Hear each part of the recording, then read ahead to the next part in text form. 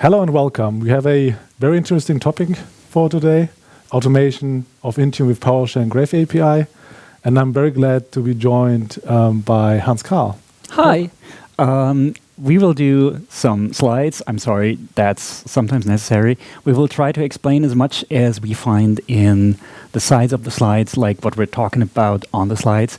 And we will do live demos. Yes, we have one script with several examples there, but we will do that at the last chapter here from the inside this webcast. So this is the agenda, Hans Karl. Oh, right. I'm doing that, right? Okay, yeah. That's fine. What is Graph API? The basics. What is it about? What topics does it touch? And next slide is authentication, authorization, secrets, and identity. The thing is, how do I give permissions? How do I connect to it? And in the next slides, we talk about how to use it. Do we directly interact with it, or do we use intermediary measures like Intune Portal or other tools? We will talk about use cases and examples, which is, for example, the demo scripts and some other tools. And we will have no Q&A session because this is a recording, but we will answer some imaginary questions. And if you have them on YouTube, I guess, just comment there with your question, then we'll try to follow up with the answers. Right. We will also have, or we already have, social media, so reach out, ask your questions, we will try to come back to you. Exactly. So let's start with what is the Graph API? So the Graph API, the one API to rule them all. The aim of the Microsoft Graph API is to unify the disparate branches of APIs Microsoft had. Remember the old days when you had Active Directory, you had ADSI, and you had LDAP, and then you had your own API for Exchange, which was pioneering PowerShell, and you had your own API for SharePoint, and later on you had your own API for Azure. So I was talking about MSOL. If you remember Microsoft Online API, the first one for Entra, not so nice. Anyway, Graph API tries to be a unifying factor here. So it's one common API. It has one common set of syntax. So it's a REST API. It's standardized. It uses standard HTTP REST methods. And you have typical OpenID authentication schema. You have the typical authorization that you use for REST APIs that is based on scoping, and you have semantics that allow you to work with it like a database sometimes. So you can filter, you can select properties, and work efficiently. So what kind of data, what kind of endpoints are we talking about?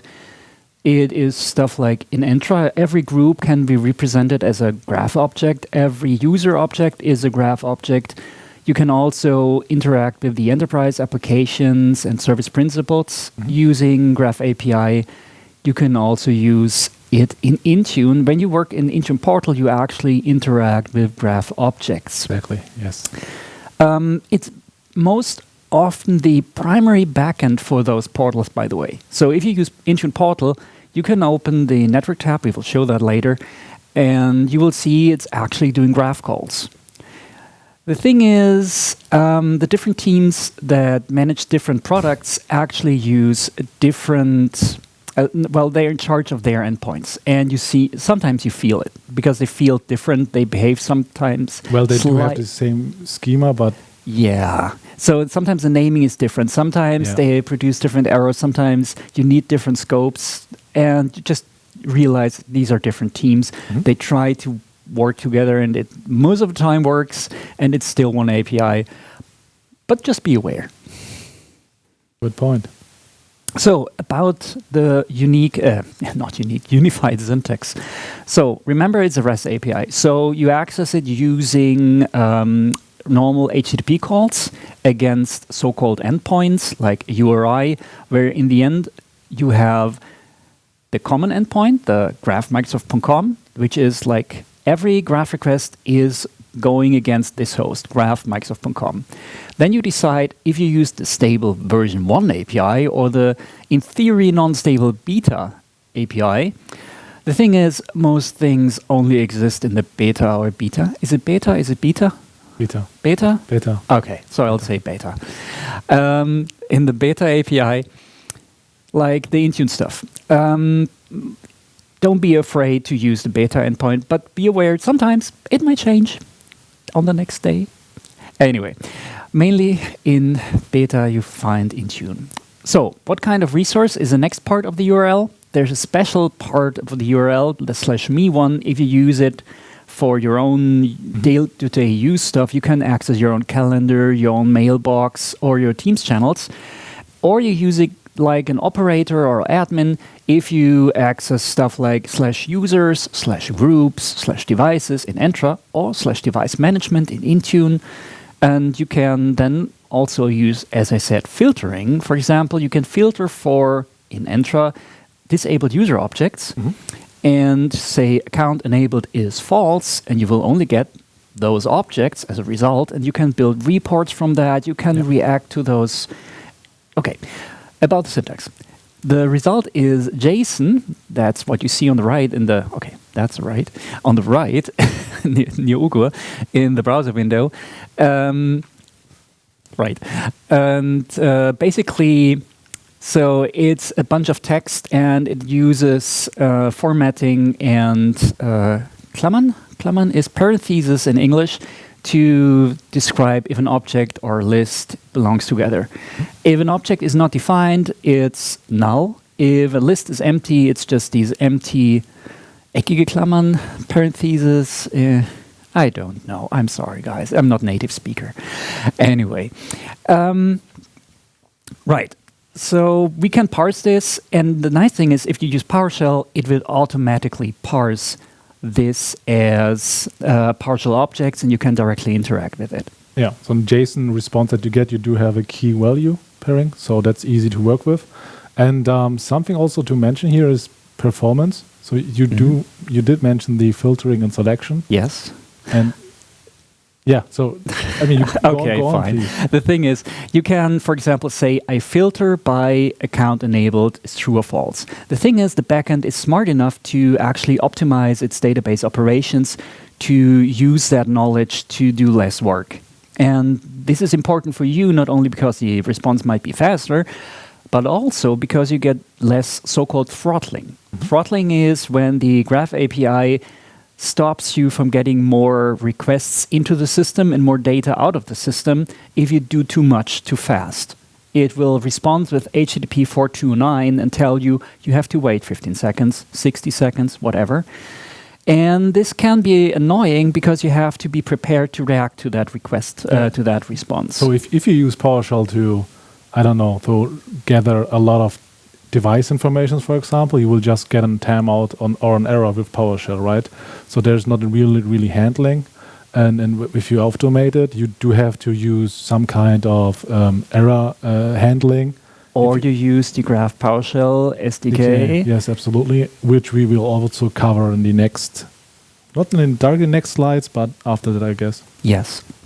So that sounds nice. I can grab like the devices in my tenant. I can interact with them. I can create groups and whatever. Of course, you will need to have a permission model in place. So am I allowed to do this? And the idea is that when you connect to Graph, you don't connect to Graph directly. You connect to an app in your Entra directory. And this app has permissions as so-called scopes. A scope is like a string saying, for example, application.read.all, which is a scope that describes this application can read all Entra ID app registrations. If I connect to this application, and now we have to talk about delegated versus application permissions. If I connect to this application in the name of the application, I get the permission to read all application objects. If I connect to this application as user, it is scoped down to what I as a user can do in this tenant. So it's limiting the permissions to what the user is enabled to do anyway. So it's not a permission escalation in place. The idea is you use delegation if you use it, if you interact directly as a person and you want to be like in your persona, in your identity. If you use the application or automated way to interact with an application, that is more meant for headless operation. Say you have a script that wants to run at 3 a.m. every morning, then you would use application permissions, and that shows in the ways that you will authenticate later. It's important to know now because you will have to separately assign permissions to delegated versus application context. These are two sets of permissions. Also, an application can say, I want to have application read all, but an admin might either agree or not, and that is expressed via consent. So for application permissions, a consent says this application can actually do this, and it will from then on be able to do this. This is why application permissions are something where a lot of companies or large-scale organizations are very careful, because they're at that point, the application can roam free with that permission. If you have a delegated access, you can always stop the user from accessing machines and then doing stuff. And so it's much easier to use delegated permissions from a security standpoint. Yeah, but we should definitely highlight again that nobody should really forget about. If you set permissions, there are two distinct differences. You do have, for example, if you have a read permission, you could also have a read-write permission, right? So it's important to just pinpoint the permission that you really need for your task. True, absolutely true. The thing is, sometimes you will have the same app inside a tenant twice, one time with read and one time with write permissions, just for that case. So, example, you have a reporting app. The reporting app will have read permissions. And if you have then a tool that reacts to that report, that might have write permissions, but will only be triggered in certain scenarios. Okay, one more thing. I'm standing in front of it. Backends. That's the most important part here on the slide. maybe. So individual backends can further restrict access. For example, Intune does that using scope tags. Yeah. I'm not an expert at scope tags. Yeah, I can explain that a bit further. So the just to recapitulate on that, so scope tags are basically defining a subset of devices or objects in Intune in general that you, as a custom admin, for example, have access or even can see them in the Intune tenant, right? So what Graph API really does, if you are consenting or if you are using Connect MG-Graph, for example, with your own user account, your admin account, and do a delegated authentication, via interactive sign-in, yes, to make it really complicated, the Graph API does understand the permissions and the scope tag your user has. So let's say you do have access to only devices in Germany, for example, but do you want to access devices in the United States, for example? You wouldn't be able to do that with Graph API using your own admin account. The same thing happens, for example, if I connect interactively using delegated permissions against Entra ID, I will only see objects that I'm allowed to see. And that's the beauty of delegated permissions. It limits down to what the user can see and do. Exactly. All right. Secrets, authentication, and identity. So say we're talking about the application context. In the application context, there is no human in front of the machine, in theory. And you need something to authenticate. So you could use a certificate or a client secret. Like a secret is basically a password. Just whenever you hear the word client secret, it is a very complicated password, but it's still a password. And of course, that is kind of old school. Let's say it like that. Unsecure? Maybe unsecure, yeah, maybe. And you will have to circle, rotate, thank you. You have to rotate these. So a client secret in Entra ID and a certificate in Entra ID has to be rotated in intervals. which is good, but you need to have it in your calendar or your application might stop working. Yeah. If you're using delegated interactive authentication, you normally use Modern Auth, basically a browser redirect. You use your browser to authenticate, and do MFA, and you get a token from, for example, Microsoft. And that token you get then are redirected to your application. It consumes that token and can interact with Entra via the graph, for example. So that is, of course, nice. Now, there is one thing. Sometimes you will need, for debugging or playing around, work with a client secret interactively. Mm-hmm. Now, that sounds weird, right? So you basically act as if you are an app. You will have scenarios where you do that. I'm just telling you. For example, the demo we will do later is actually using a certificate. Oh, no, it's not. You build it as if, and then you don't. Yeah. Yeah. Just like an example. Okay, sorry, I'm confused. Anyway, right. There's two more ways you can authenticate if you're in an application context, which is more secure and actually recommended. If you, for example, have Azure resources, like an automation account that is the source of your script running, or you have a VM that runs your script on Azure, you can actually tell Azure Resource Manager, please identify against Entra that this VM is the running instance, that this automation account is the source for those interactions. And Entra can actually understand that information and identify, okay, this request is coming from this VM, from this identity, and bind it to an app and authenticate as this app. Mm-hmm. So this is called managed identity in the context of Azure. There's a similar concept, for example, for GitHub and for other web services. In that case, you'd call it federated credentials. It's basically the same thing. You have, for example, the possibility to have your code in GitHub and run the pipeline, GitHub Actions, a CI/CD pipeline in GitHub, on that repository, on a certain branch, and tell Entra ID, please, if that script is running from that repository, please identify it as this app and give it those permissions. The nice thing is, since it's about identity and not about a secret, there is no secret. You cannot lose it. It cannot be given to a person. You have no need to rotate it. It's the best possible way to automate in many scenarios.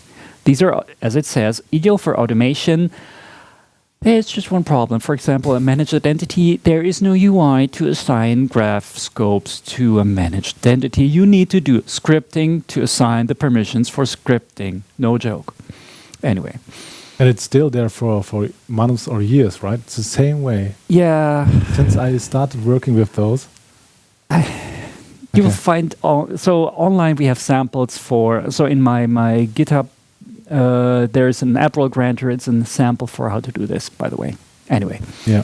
And just to mention that again here, the managed identity is something that people use, as you mentioned, for the automation accounts, for their runbooks. Yes. I saw people using Azure Functions, for example, for smaller tasks, right? Those are use cases where you would use a managed identity and not a client secret. And it's the best way to do it. Yep. Just stressing it. And I think it's also easier to monitor the user or the managed identity inside the Entra or the Defender tech stack. Yes, it's a full service principle, and you can do all things you can do with every enterprise app. That is the fancy name for a service principle. Yep. Great. I love this slide. Yeah, do it. Yeah, so let me start because I do have. So I'm really emotionally invested in this, right? So I've lost so much time. Let me begin with the top right side, where it says get MG user. So the graph, in general, graph offers you a graph module for your PowerShell, the graph SDK. And it's basically a module. So if you've ever worked with Azure, no, it's not one module. It's hundreds. It's hundreds, and this is maybe the problem, right? So in my case, or I had a lot of cases where I did write a PowerShell script, for example, that worked last year, but it doesn't work right now. And the problem was because of an outdated graph module. So I did have to update it.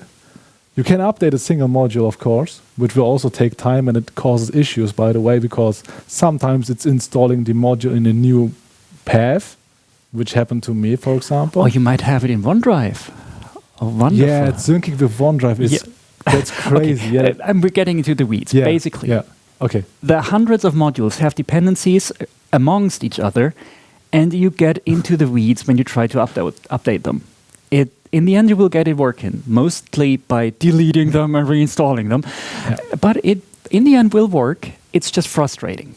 Yeah, and the alternative, and that's why I started with something that's bad, here's the good part, is you can use the single module called Microsoft.graph.authentication. Yes. And this will enable you to use, firstly, the Connect MG Graph to start authenticating to the graph context by your interactive session by a user. But basically, Connect MG Graph encapsulates all things we just did talk about. It can connect to a managed identity. It can connect via a client secret if you really want to. It can connect with a certificate. And it's just really elegant to use. And the second commandlet that you get is invoke MG Graph request. It's basically a wrapper around invoke REST method from PowerShell, but it uses the authentication given by Connect MG Graph, and it handles throttling. You remember HTTP 429, that stuff? It's handled here. You know what we will not forget this time? Paging. So anyway, we will talk about paging later in our samples, but throttling and paging are two pain points you have to think about when scripting against Graph API. And MG Graph does help you with throttling. It does not help you with paging if you use invoke graph request. Get MG user does do paging for you.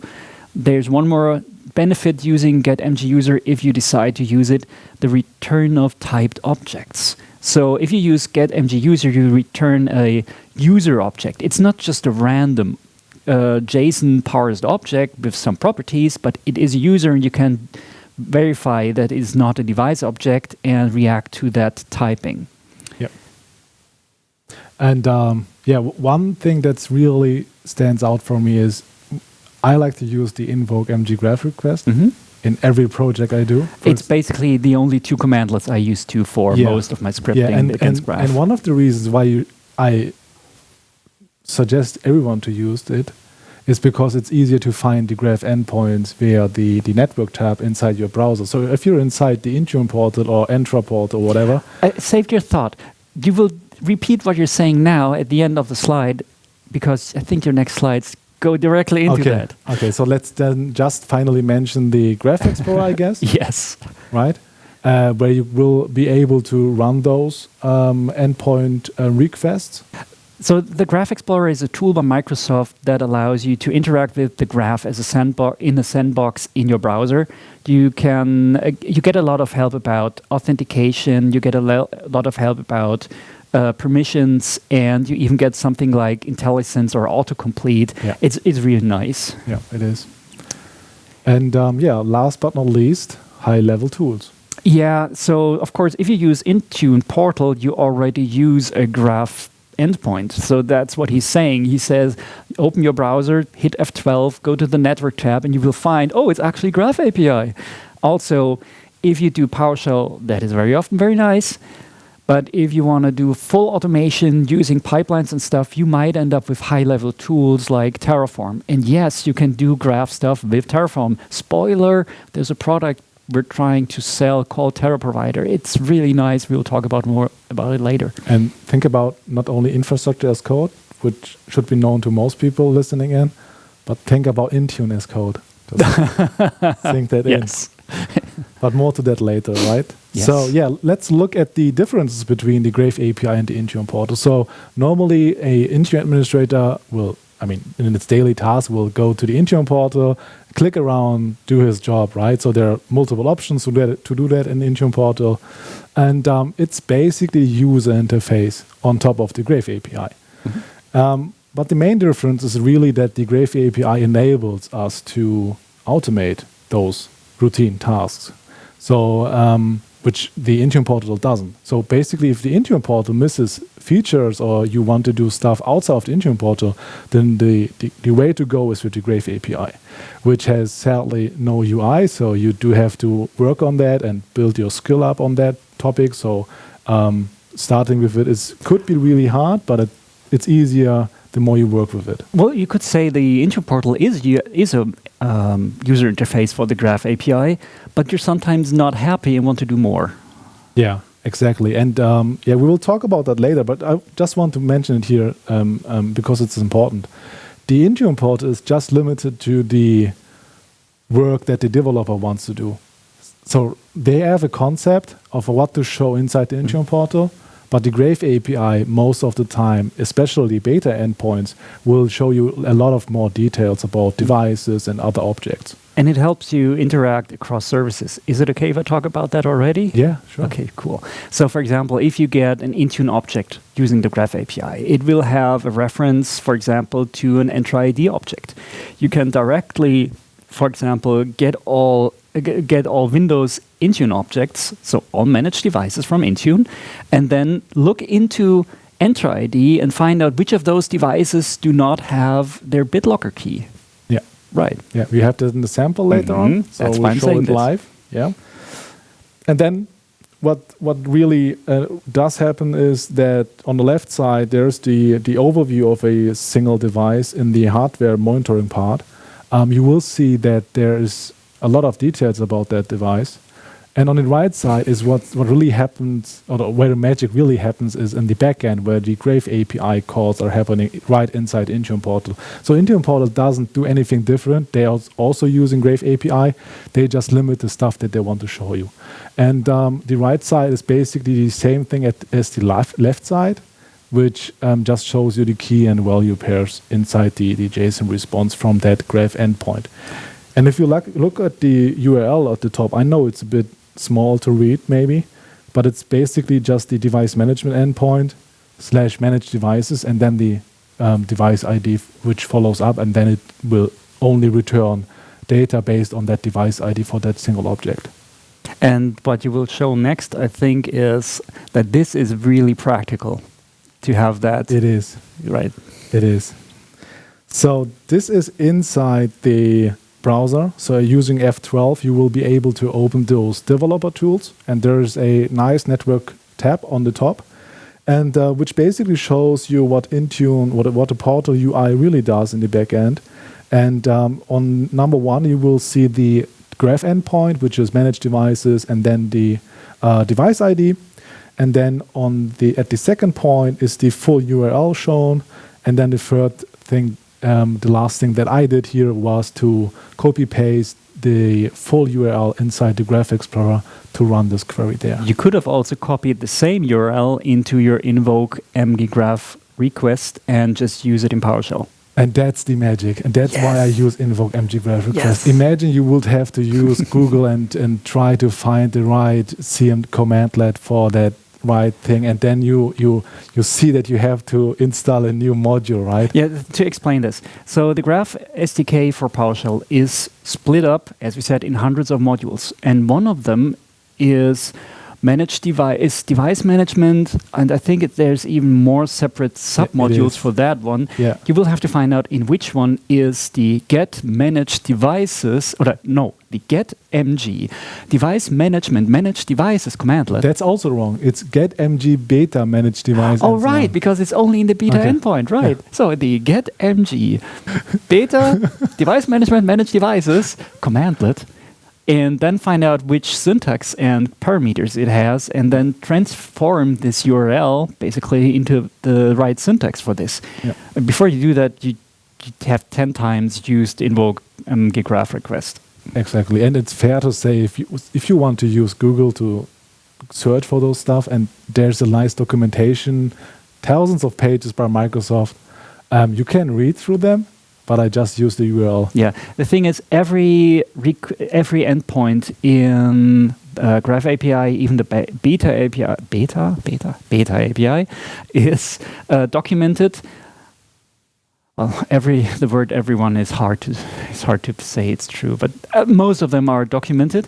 And if you find that you will also find like the permissions it needs to be used. For example, if you need device management .read.all or something to access that endpoint, you will see which attributes it has, which methods it has. For example, a managed device can have the method sync, which would trigger an Intune device sync. Exactly. So up to the next slide. Permissions. Permissions.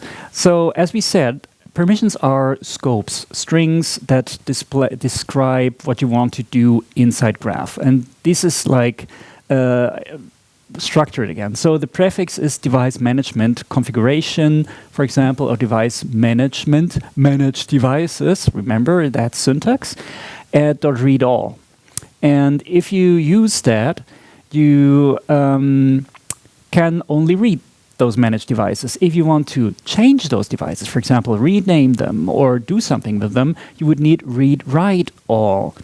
So the Graph Explorer, which is shown on the screen, helps you. For example, Ugur pasted the URL of his request into the window, and when he then ran the query and hit modify permissions, the Graph Explorer automatically said, okay, these permissions are options, and the one with the least privilege needed is the first one, and that's why there's a little eye with a circle around it saying this is the least privileged one, use this one if you can. Yeah, and I mean, you could basically use any of those four permissions that are listed here, right? But again, you do really want to limit the scope of your permissions. So setting something to, I don't know, the third one, for example, right? Device management configuration read write all isn't even needed in that case because I just want to read device details, and I do that with the least privilege permission shown there. It's also mentioned in the Microsoft Learn docs. Yes. Yeah. So queries using PowerShell, and this is a slide to just highlight that again.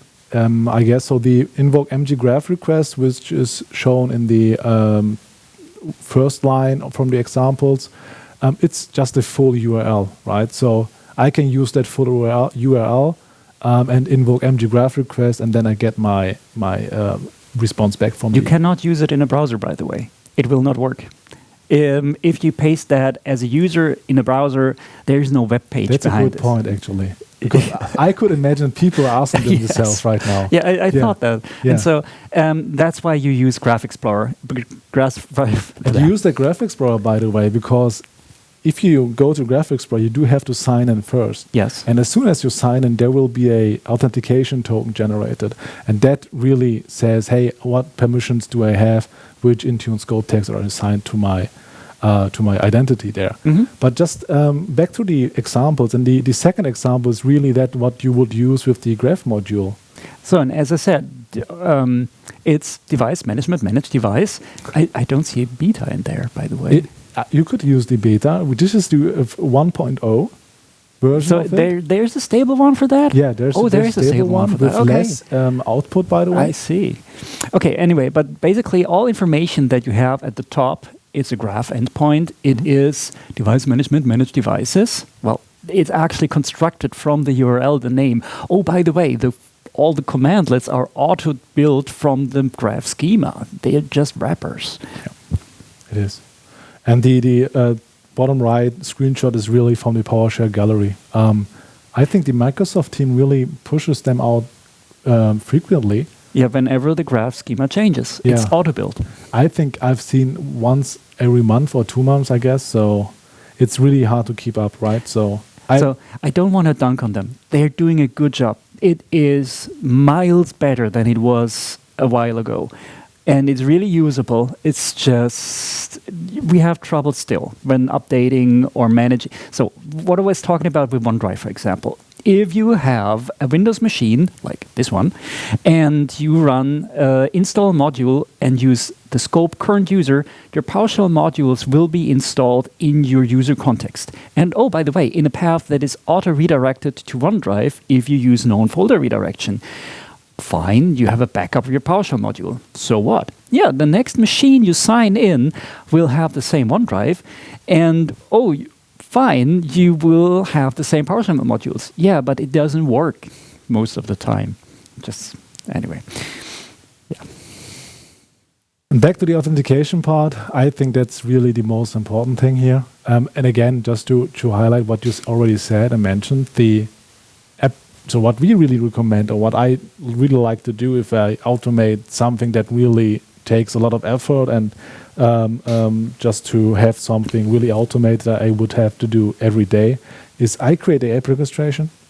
I have a certificate, and then I use those details to connect to my graph. And if I have something that I use just once a week or once daily, I can still use Connect MGGraph to have an interactive login session. There's a devil in the details here. So some endpoints in Graph have different behavior in delegated and in application context. So sometimes you will need to decide which side of the coin you use. And sometimes things don't work in one of both contexts, actually. Yeah. Great. And this is something... So we did prepare a demo for you guys. So this will be challenging. So let me just switch back to my VS Code here. So what we did was, so first of all, we did share this sample script on a GitHub repository. So the QR code that was visible a second ago is forwarding you guys to that GitHub repo. Maybe we can provide the link as part of the description of this video. Yeah, let's do that. We'll try that. Yeah. So if you look at the Graph API example, so there's a lot of examples here to make just Graph API calls, but let's begin with the most essential part, which is the authentication itself, right? So something we have already mentioned is the necessity for application ID, tenant ID, and the thumbprint, if you're using the certificate-based sign-in with the... The thing is, no, I wanted to not interrupt you, but question for the expert. What happens if you use Connect MGGraph without an application ID? Is it directly to Graph, no application in between? No. So when you use Connect MGGraph without providing a client ID, it will by default connect to a well-known application for the Graph SDK. So it's like a pre-provisioned app that Microsoft offers to every tenant that you can use for scripting and using the PowerShell SDK. You will still need to work with scopes to make sure that your token that you provision using Connect MGGraph still has the correct permissions, but you can start with that, especially if you just want to do like ad hoc scripting or ad hoc work. Yep. So what I did in this example here is I didn't fill it out really, so I'm not using the certificate in this example to connect to Graph. What I use is line 46, where I just use Connect MGGraph, right? And then I define an array of scopes, of permissions. And those permissions are defined here. As I said, an array of those permissions. For in this example, I've used user read all, group read all, device management configuration read all, and there are also reasons mentioned here. So let me just run that, and then we will see the output, which explains this a bit better than I did. Let me make this output a bit larger for you guys. So what you can see here is it's telling me, hey, you didn't input any details about the app registration. Do you want to maybe connect manually via the interactive connection, right? So that's what I will do in this case. And now I'm already connected, right? I don't get any response. Hey, you're connected to that tenant and tenant ID. What I can do now is use getMG context. And then I will see a lot of more details about my connection to the graph. One more thing. If you use Connect MGGraph interactively, not without without that script around it, you will get some context. You will get some welcome message, and so he just reacted to the output and would have reacted to failures of authentication and stuff, and that's why you don't see any output. I have this no welcome. And you also did no welcome. I'm just saying, it's like, if you wonder, yes, normally you would see some kind of welcome message. Yeah, great point. I just forgot about it because I use it every time no welcome. No problem. Yeah. By the way, I use that snippet in every scripting that I do. So sure, it's a good one. Yeah. So, and one thing that I also want to show you guys is to how do we check for the. So we did connect, right? Yes. And I do want to know if the permissions that I've predefined in that array are already set and already functioning the way I want. So I do see here that my connection that I currently have has those permissions all set, which green check, right? Mhm. So now, theoretically, I could follow up with everything else that I want to script. And if anything of this misses, so let's say you do want to read only configuration profiles, and let's say the second one here is missing, your script will just fail. So that's something really important to know. You do have to have the necessary permission set to your If you connection. wonder how it will fail, remember it's a REST call. So what will happen is you will get an HTTP 4 or 3 for you're not authenticated enough. I think it's a more forbidden that you will get. Yes, But I'm not it's a not 4 or 3 still. Is it? Yeah. It's a 4.3, and if you do some URL that is not an existing endpoint, you will get a 404. So it's normal HTTP return codes, and you can use existing knowledge about those if you want. Yeah. So let's follow up with the examples that we have prepared for this session here. So something that I have wanted to show you guys is two simple examples. So one is I just want to get all my Windows devices that are registered in Entra ID. Let me just run that here. This is what I will get. So it's a little bit messy because I had that window not in the width that I wanted to. Let me run this. Let's see. There it is. Later. So what I get right now is the Graph API response. And what I did here is a bit tricky, I guess. I just wanted to show you certain properties inside that output. I interrupted you there. You see why this is nice? The request you did return, like the Graph API return JSON text key value pairs. Yeah. And PowerShell actually understands JSON and automatically parsed the response and created a PowerShell object that you can interact with from that response. Exactly. So that's why it's so nice to do this in PowerShell. Yeah. This is just a basic example, right? So let's just follow up with a second example where we want to see all non-compliant devices that are registered in Intune. So, oh my God. That's a lot. So I do have to remove those devices, I guess. Yeah, so I do have a lot of devices that are not really syncing with Intune the last, I don't know, 30, 60, 90 days. That's a lot of old devices that I have to remove. But what you will get here is basically the device name. You will have a serial number here. You will have also the user principal name, basically primary user of that device, to further troubleshoot, right? But I mean, that's just a basic example.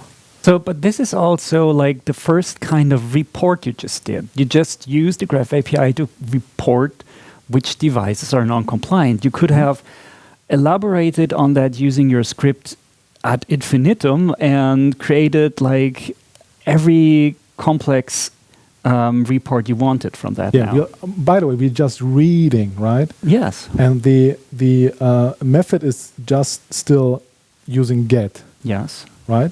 So let's now use the post method. So what we'll do right now is to search for all devices in Intune and trigger a sync with Intune. So let me just select all lines. Make the window bigger Yeah, first. let me try to do that before I just run that. Thank you. Scroll to the bottom, right, and then. So what it does right now is it will collect all the devices in Intune that you've already registered there, and it will do just a for each loop on every single device that it will find, and then it will just run the sync action that it could technically also do in Intune itself, right? But Intune is really limited when it comes to bulk actions and multi-device actions, and this is really easy. In this part, we just use the let me just show you that. line 140 is just the sync device endpoint, which is an action. Right? So, like the use case for this would be you have created a new policy in Intune that needs to apply to every device as fast as possible. Yeah. And just to make sure that as fast as possible happens, you would trigger a sync. And the problem is in Intune portal, there is no multi-select and hit sync button. It just doesn't exist. Yeah. So as soon as you're limited in Intune, just use the Graph API. That's what I do. I don't wait for solutions by Microsoft. I create them myself. So just join me by doing that also. So let's do something else. Let's try now to rotate all BitLocker keys from all my Windows devices. Again, let me just make that a bit larger. So it's of course impossible to follow the code in that speed that we're doing here. That's why we provide the repository with that script. You can research and read on the script at your own pace after this. And we will just show you what happens and why we do it and try to explain as much as possible. I mean, it's just a 1 hour session. You can't just provide stuff in that time frame, right? So what I did here was I still just did something different here. Let me just show you the one endpoint that I've used right now is where is it? There it is. So what I did here was, and this is something that we should talk about because it's impacting the performance of the response by Graph API. So Graph API is kind of stupid. Graph API just wants from you, what do you really need from me, and will respond with that information for you. You could also say it tries to be an efficient database. You could do that, but yeah, you could do that, right? So what I did here was to limit the response, to make it faster, because I mean I am focusing on BitLocker, so I don't want to really cover also Mac OS device. I don't care about them because they use file vault, for example. And if my use case just allows me to do that, if I know I'm just focusing on single platforms, for example, in this case it would be Windows, I can just use a filter for that endpoint. This is a very nice example because the request you did does two things. It limits the width, so to speak, the number of devices by choosing only Windows devices and leaving out all mobile, Mac OS and stuff. It also limits the depth because if you scroll a bit to the left, I think, then you will see that it's using select to only respond with ID, device name, and operating system, and not with the 50 or so other attributes that are in the database. Yeah, exactly. And the thresholding mechanism of Microsoft Graph, like the throttling mechanism, respects your behavior here. If you are slim with your requests, you get more like credits, so to speak. You can do more and faster. Okay, so we did just start the process. It says it successfully rotated BitLocker keys. I mean, it's not really true. You wouldn't have to. Well, you triggered it. I triggered it. I've successfully triggered, not rotated it, right? So that's just a bad wording there, but I mean, you get the point. And let's do something a bit more advanced right now. So there was a case. I mean, there are a lot of cases again and again every year, right? You want to make sure that the BitLocker keys that if you're encrypting a device, the BitLocker key has to be saved somewhere, right? And most people will check the Enter ID device object there, and you can actually use a cross-service Graph API call, or multiple of them, to just check Enter ID and the devices that have been registered in Intune. So what I will do now is to check those BitLocker keys if they are stored in Enter ID for each device that I have registered in my environment. Let me just make this bigger, but this should output me a nice table, hopefully. This will run for a couple of seconds. Yeah, because it's querying multiple services in consecution, so that's why it's taking more time. Yeah, and that's why also the performance aspect is really important, right? So if you have 20 or 30,000 Windows devices in your environment, this will take a long time. So just make sure that you're using the filter and select method in your Graph endpoint. But back to this table here, what we see here now is, in this example, I see a device name, I see serial number columns, and I see also that if the BitLocker key is stored in Entra ID, right?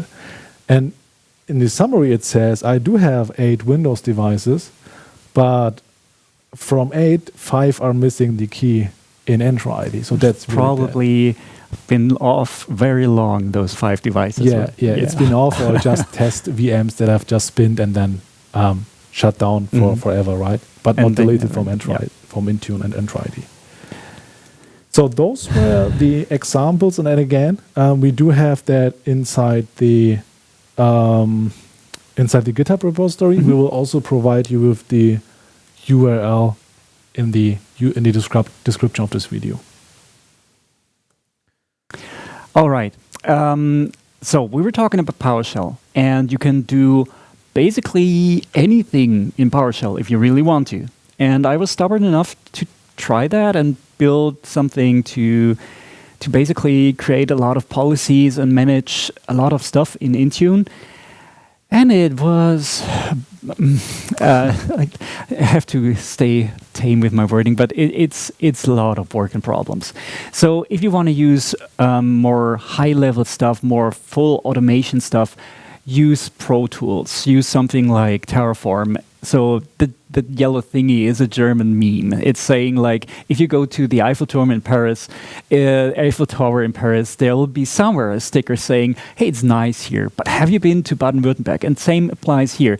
It's really nice doing this with PowerShell on your own with your manual labor, but maybe it's nicer if you look at Terraform for a more declarative configuration of an Intune tenant. You can do versioning using a Git repository and stuff like that. And of course, there is a benefit if you talk to us about this, because we built our own Terraform provider for using Intune. Microsoft doesn't have one. Microsoft has one for Entra ID. It also does conditional access. We build a provider for using Intune, building compliance policies, filters, configuration policies, and a lot of funny things. It does even do Intune apps by now, but this will be released soon. It's not a secret. Anyway, well, yeah. Let me show you an example. Oh, okay, sorry. Think about Intune as code. Yes, it's Intune as code. Yeah, I think so. Basically, a Terraform is something that a lot of people use, but I mean, it didn't find a way into this workplace IT admin management thingy where I'm just managing device. I don't care about Terraform, right? But there's a really advantage there if you use Terraform for, I mean, did you mention the backup and recovery stuff, by the way? Yes, basically I did. You did? So Okay. I think the even more powerful thing is, if you use Terraform, there's an automatic way to detect drift. So say you have a policy and it has a very strict rule which devices or users are exempt from that policy. Think about MFA, think about Defender, think about something. Like, it just happens, and it's magic. It never was anyone. Nobody is guilty of adding his own device or user to those exclusion groups, but in reality it happens. And so you can just run Terraform and it's saying, oh, to reach my desired state, I want to do this change here. Remove that device, remove that user, or remove that group. And you can just say, oh, how did that happen? Anyway, yes, you have it as code, and you can do versioning. You can back up by basically storing that code, and you can recover by, running Terraform with that code against an empty environment. Of course, if you recreate objects, it's still a new object, but you can re-get your configuration. Okay. Great, then show us an example. Of course. So when we zoom in, we will see that you can, for example, describe a compliance policy using Terraform with our provider. So a compliance policy that says secure boot enabled is true. That's the requirement. And if the requirement is not met after a grace period of 0 hours, block that device. Basically, it becomes non-compliant, and have a display name of demo. It's not a nice display name. It's just, it's a demo. And of course, that policy alone is not useful. But if you do, as part of the same setup, also build a configuration policy that actually enable secure boot and have a conditional access policy that actually requires compliant devices, you get somewhere. It's like a tritone of music for your configuration. On the right side, we see an example from my lab that is built completely using Terraform. So all my Azure AD groups, all conditional access, and all configuration-related Azure AD groups. I'm sorry, Entra ID. I never get that name. Entra ID groups are built using Terraform. Conditional access is built using Terraform and the Intune configuration. And voila, whenever I do a demo and mess up my lab, I can just hit the atomic bomb button, and basically it's clean again. Yeah, I use that a lot in my lab, so I think it's nice. Yes, it is. And it's much less work than scripting this, basically. Yeah, it's less error-prone, and it's just the right tool. Sorry to say that. Yeah, we should provide, I don't know, do we have no, we don't have a second or third slide to this topic. We should follow up with a deep dive on how it works. Sure, let's do that. For everyone interested in a other webcast. If you have any interest in that, reach out, just so we know. Yep. So back to Graph API in general. So there are a lot of community tools creating. So a lot of community people are just creating their own stuff, right? So I have added 2 of mine, and I do have also added one that I use a lot, which is Intune documentation, which basically is Graph API. It calls your Intune tenant, and then it will just document every setting and then describe it, right? And I also have this tooling called Intune Assignment Checker, just to check for or oversee all your assignments of objects in your tenant. And I also have something built for macOS applications, just to have an example for you also how to handle not only users, devices, but also how to handle applications as an example. It's like the Intune connector for Brew, so to speak. It is, yep. It actually is. So every tool here is open source. Just have a look at that. Yeah, there is this very important thing here for everyone that has an eye on security and auditing, which hopefully everyone has, is this graph audit. So everything that Hans Karl or I do in my lab tenant, for example, is being audited, and the logs will be sent to your Log Analytics workspace. You do have to enable that proactively, but there's a nice blog post which describes all necessary steps. So if you send all the information to your Log Analytics workspace, you can use KQL, for example, and then just query for the, most used graph endpoints, for example, or just if you want to know what Hans Karl or single person does in your tenant, you can search for explicit persons or people. Or you could filter for critical permissions used. Exactly. Yeah. Right.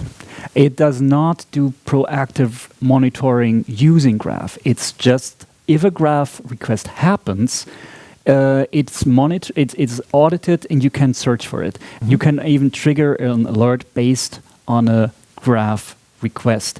Why I'm saying this was a question from a recent from our last session. If this is like a monitoring tool, no, it's not. It's auditing about graph usage. It's not monitoring your environment. Yeah. Great. So we don't have a Q&A. Yeah. But I mean, I think we are done with all the topics that we want to talk about. We are just about 1 hour. And I think we have a Q&A, but it's very indirect. We're just saying, please reach out. Exactly. That's what ask questions. To say. Yeah, just follow up with your questions on the inside the comments. Yes. On the video, and then we both have social media. Use them. This company has social media. Use them. They're happy if you do. And tell us if you want that Terraform follow-up session. Tell us if we missed something, if we're just plain wrong about using invoke mggraph request and not using the commandlets.